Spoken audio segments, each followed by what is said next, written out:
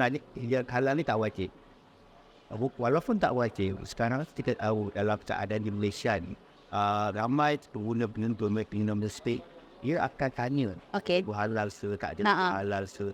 Jadi, kalau misalkan kita buat pengusaha, dia tak ada sijil halal ataupun logo halal Malaysia kita sampai, dia akan dapatkan satu kerugian, bila tambah sedikit.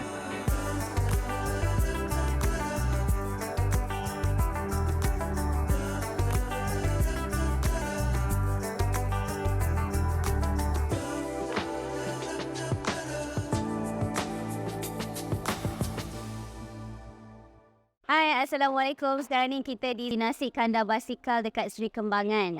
Dan kita bukan kat sini nak makan-makan je. Sebab saya bersama dengan orang penting dari bahagian pengurusan halal JAKIM bersama dengan Ustaz Fakhruddin, penolong pengarah kanannya. Kan Ustaz? Assalamualaikum. Untuk bercakap mengenai benda yang halal, sijil halal yang sepatutnya lah industri kecil dan sederhana mengaplikasikan dekat kedai-kedai mereka lah. Jadi sama-sama kita makan Ustaz mungkin lah kalau kita tengok sekarang ni disebabkan kos pensijilan yang tinggi, jadi pengusaha-pengusaha industri kecil sederhana ni macam agak rumit lah. Macam mana Ustaz? Mungkin boleh dikongsikan. Masih ni. Ini dia nampak sotong Ya. Tarik. Sebab teruskan macam dia cakap tadi. Sebenarnya kos tak mahal. Kos untuk macam gas macam kotis dan stick shift pun RM100 tahu. Mesti dia 2 tahun. Okey. Jadi maknanya yang dikata mahal tu tak pasti. Tapi sebenarnya sangat-sangat beramal berpatutan. Sebab kos tersiran hanyalah RM100 sekarang. RM100 setahun? 2 tahun. Jadi kita dalam RM200 lah. Jadi so macam kedai kita makan sekarang kan. Kosnya adalah RM200 saja. RM200 sahaja. Tak kisahlah kecil ke besar ke, itu adalah kosnya. Okey. So, macam mana dengan mindset industri kecil dan sederhana ni? Diorang kata macam disebabkan rumit, complicated nak apply sijil halal ni. Jadi diorang kata, tak ada pun tak apa. Macam mana? Apa pandangan Ustaz? Kalau kita nak makan sekarang ni pun nak tinggal beratur pun payah juga. Betul. Tapi sebenarnya dia tak lah dia kata rumit macam tu lah. Dia mudah dia sebenarnya benda tu sebenarnya baik. Dia sengsi borang baik. Tumbuh dia segi dia ramuan apa semua. Dia akan hantar permohonan kami akan semak.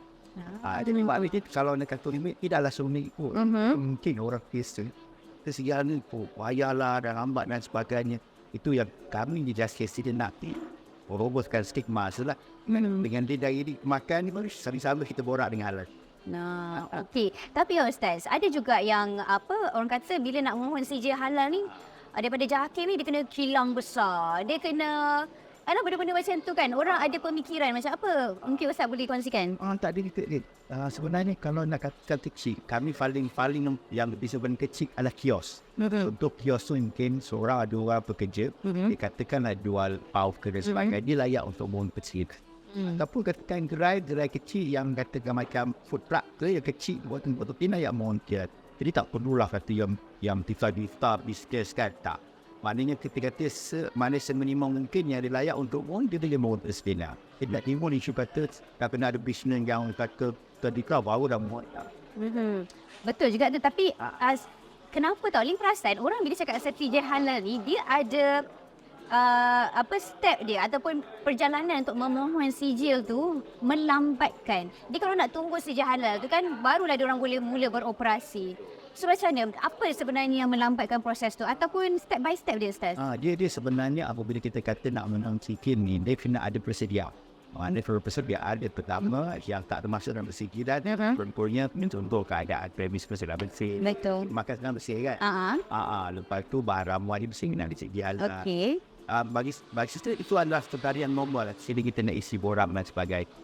Jadi step-step tu apabila kalau pihak pemohon sudah dah tahu cara dia ada attend training dan buat, maknanya insyaAllah benda tu senang sebenarnya.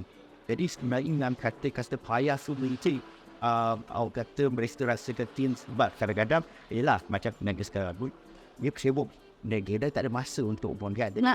Dekat situ dia nampak kesukaran lah.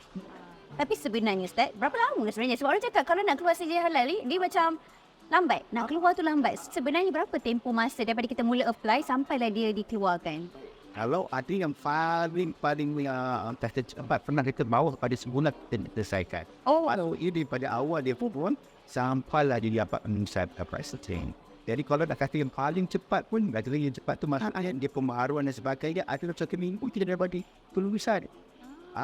Jadi kadang-kadang ada satu pun kita ada, kalau misalkan salah syarikat tu yang orang kata dia comply dan bagus, kita panggil senarai fikir. Bila dia masuk permohonan, dia 1 hingga 3 hari buat pembayaran, dia terus lulus. Tak perlu kita rakam. Tapi kita ada mekanisme lain lah. Jadi maknanya cakap lambat dan cepat tu dia bergantung kepada persediaan industri. Dari segi apa, dokumentasi? Sini macam contoh tadi lah. Kalau kita pergi contoh syarat contoh premis bagaimana macam makan lagi sekurang-kurangnya ada 2 orang pekerja menteri. Tapi itu seorang dia kata sakit apa tak jumpa. Itu dia menyebabkan permohonan tu akan tergendala sebab dia dah kena ada investment dan sebagainya. Itu yang antara perkara-perkara kalau misalkan dia komitmen yang khusus, lepas tu dia ikut latihan yang kita buat, insyaAllah benda-benda tu. Okeylah Ustaz, kalau lah kata dia tak ada sijil halal, apakah kesan kepada peniaga atau pengusaha itu sendiri? Jadi macam ni, dia sebenarnya yang halal ni tak wajib. Walaupun tak wajib, sekarang kita tahu dalam keadaan di Malaysia ni, ramai pengguna mestik, dia akan tanya halal se, tak ada halal se. Jadi kalau misalkan kita pengusaha dia tak ada sijil halal atau logo halal Malaysia kita sampai, dia akan dapatkan satu kerugian nilai tambah sedikit. Jadi contoh macam kesempatan virus bagi bila ada yang logo halal pun kata pengguna isap tu lebih orang kata the shoot ataupun dia rasakan jamnya. Dia takkan tanya dah ayam ni boleh kat mana, siapa yang sembelih dan sebagainya. Jadi dia makan dengan orang kata hati yang tenang. Macam kita sekarang lah. Tapi dari sudut perundangan, kalau dia tak ada sijil, apa yang akan berlaku kepada pengusaha tu? Kalau lah misal kata dalam satu keadaan ini dia orang tanya kami bawa makan ke kedai ni, kita ni makanan semua halal. Bila cakap anak ataupun kata muslim dan sebagainya, so tetap dalam asal perdagangan, maknanya dia kena sijil. Dia tak boleh declare sendiri ataupun dia kena dikasihkan dia pilih dalam sajalah. Pun tak boleh, itu maknanya kena ada sijil. Sampai satu kesalahan yang boleh di antara kena denda RM500,000 hingga RM1,000,000 ataupun berserta penjara. So nak kena hukuman ke ataupun nak mencegah daripada dihukum kan. Okey, jadi itulah kita punya sembang Zain Menu Halal hari ini di Nasi Kandar Basikal bersama dengan Ketua Pengarah Kanan bahagian pengurusan halal JAKIM. Jadi kita akan banyak lagi bercerita mengenai benda-benda halal je. Yang halal je hanya di Zayan, destinasi nasyid anda.